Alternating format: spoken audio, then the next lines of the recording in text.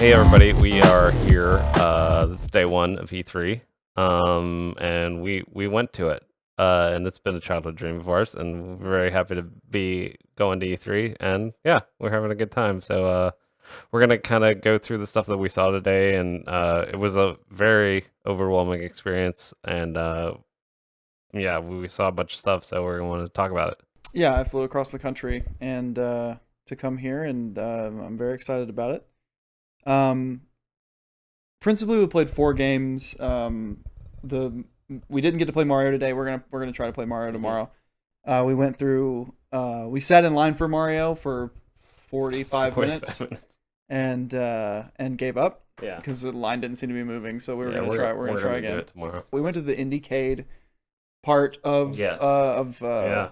South Hall, and that was really neat. There wasn't a lot of stuff there, but the stuff that was there seemed really interesting. And the game that we played that was new to us anyway, it was called Desert Child. Yeah. I have Desert Boy written in my notes. Desert Desert Boy, Desert Child by Oscar Brittain, Yeah. a lovely Australian gentleman. We got to talk to him, and he's doing a real good job. It's a sort of a speeder bike with RPG hooks game, but it's kind of got like a Vlambeer kind of screen shake, very tight controls, very interesting like aesthetic and all that stuff. Yeah, So look, he borrowed a lot of the aesthetic, and I asked him about this. He borrowed a lot of the aesthetic from Flashback, yeah, and he said that was one of his favorite games. So it looks a lot like it looks a Flashback. lot like But Flashback. it doesn't play like Flashback in any way. It's like it's almost like one of those old like LCD racing games that like where you like kind of like, oh, I gotta be in this lane or zip in that lane. Yeah, but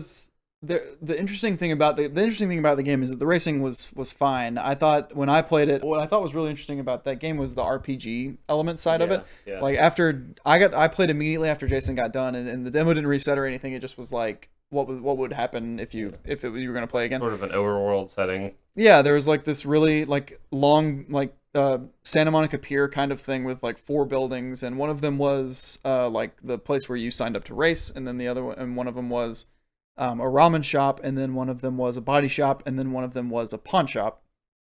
And there are these kind of survivally elements to it, like you have hunger. I think was the main one. Right, Like yeah, and that you get actually hungry. that affected your speed, I Yeah, believe. it affected how well you were able to race, and then if you got too hungry, you couldn't race at all, Right. because you were too hungry to race. And then there's depending on how well or how much damage you caused to your bike the Yeah. previous time, you may have to fix your bike at the body shop.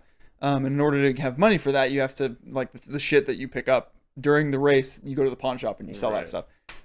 So that it's not. It was really like the demo was really simplistic, and it didn't. But there were really good ideas there, and I could see that being a really fun experience. All the controls felt really good.